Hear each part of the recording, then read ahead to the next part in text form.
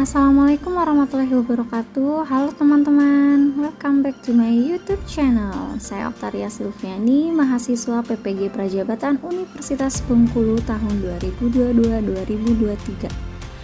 Oke, sebelum kita mulai, jangan lupa subscribe, like, comment, and share video ini. Semoga bermanfaat.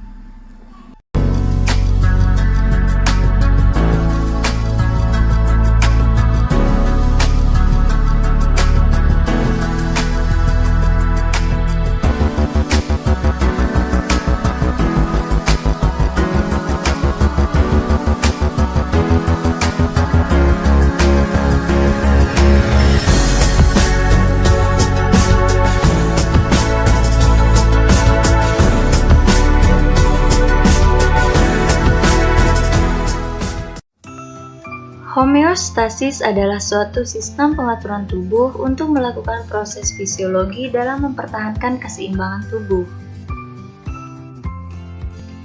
Pada saat sedang beraktivitas di siang hari, di bawah terik matahari, tubuh dapat berfluktuasi yang dapat menyebabkan peningkatan suhu dalam tubuh.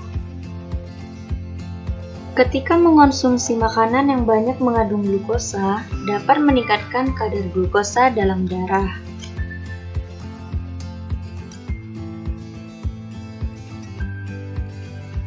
Atau pada saat belajar ujian, tubuh merasa stres sehingga dapat meningkatkan tekanan darah. Dalam menanggapi perubahan-perubahan tersebut, tubuh kita memiliki suatu mekanisme yang akan mengembalikan kondisi dalam keadaan normal dan dapat berfungsi secara baik kembali.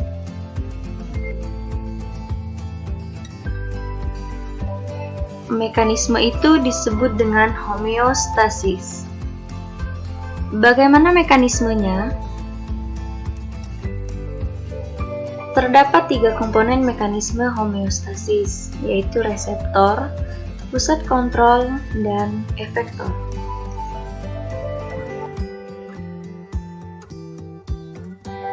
Mekanisme pengendalian kondisi homeostasis pada manusia berlangsung melalui sistem pembalik atau feedback, negatif feedback, dan positif feedback.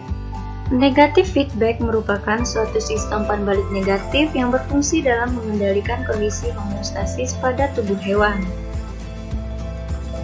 Manusia sebagai hewan endoterom yang artinya berdarah panas, selalu menjaga tubuhnya agar tetap stabil pada 37 derajat Celcius.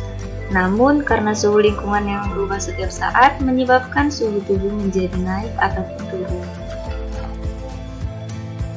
Peristiwa ini hampir sama dengan sistem pemanas di sebuah rumah yang disebut termostat. Termostat yang mengukur suhu jika rumah terasa dingin, dan termostat akan memberitahu radiator untuk menyala dan memanaskan rumah. Jika terlalu panas, termostat akan mengirim sinyal dan mematikannya. Prinsip ini sama dengan prinsip kerja otak sebelah kiri pada area khusus yang disebut hipotalamus, yang mengukur suhu darah yang mengalir dan juga mengumpulkan informasi dari sensor suhu di sekitar tubuh. Hipotalamus menghubungkan sistem saraf dengan sistem endokrin, di mana sistem saraf mengantarkan impuls untuk memicu suatu tindakan, dan sistem endokrin bertanggung jawab mengatur hormon dengan menggunakan serangkaian kelenjar untuk sekresi hormon.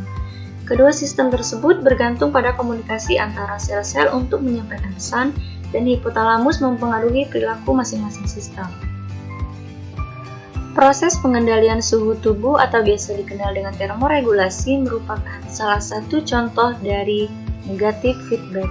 Termoregulasi terbagi menjadi 2, yaitu vasokonstriksi dan vasodilatasi. Vasokonstriksi merupakan keadaan di mana pembuluh darah menyempit dan berada jauh dari permukaan kulit, sehingga kulit menjadi pucat dan pembuluh darah mengkerut. Sedangkan vasodilatasi merupakan keadaan di mana pembuluh darah melebar dan terletak dekat dengan permukaan kulit. Pada saat tubuh mengalami vasokonstriksi, di mana pembuluh darah jauh dari permukaan kulit, di mana otot berkontraksi untuk memproduksi panas. Efeknya tubuh menjadi menggigil dan pada kulit muncul benjolan kecil dengan rambut pada kulit berdiri.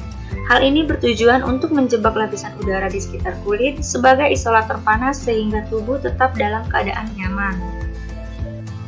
Jika tubuh terlalu panas, maka hipotalamus dapat mengirim sinyal keluar tubuh melalui sistem saraf, yang menyebabkan berbagai efek dengan mengirim sinyal ke kulit dan menyebabkan kelenjar keringat mengeluarkan keringat ke permukaan kulit, sehingga dapat menghilangkan panas dari dalam tubuh.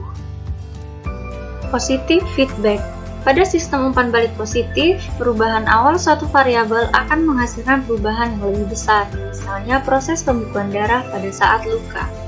Proses pembekuan darah merupakan proses untuk mencegah tubuh kehilangan banyak darah ketika terjadi luka.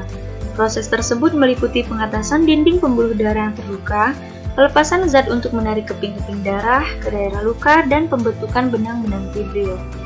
Dalam proses pembekuan darah, keping-keping darah atau dikenal dengan trombosit menyentuh permukaan luka yang kasar dan pecah mengeluarkan enzim trombokinase. Trombokinase akan mengubah protrombin menjadi trombin dengan bantuan vitamin K.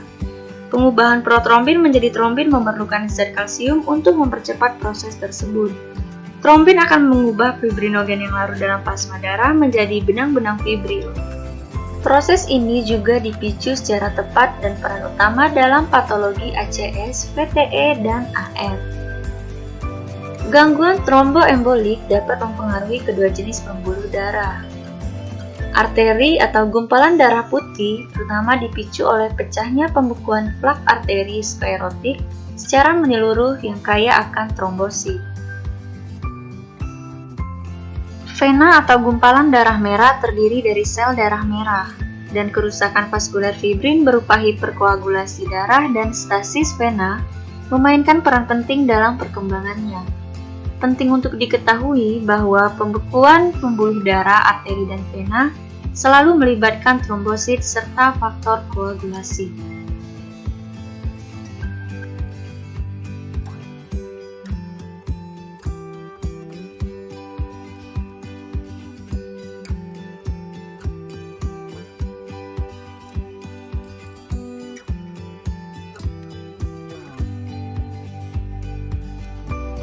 Bagaimana cara menjaga keseimbangan panas tubuh?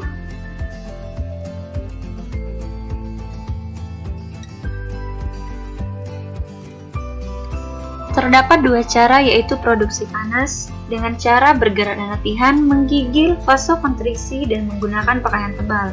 Sedangkan kehilangan panas terdiri dari mengeluarkan keringat, vasodilatasi, dan menggunakan pakaian tipis.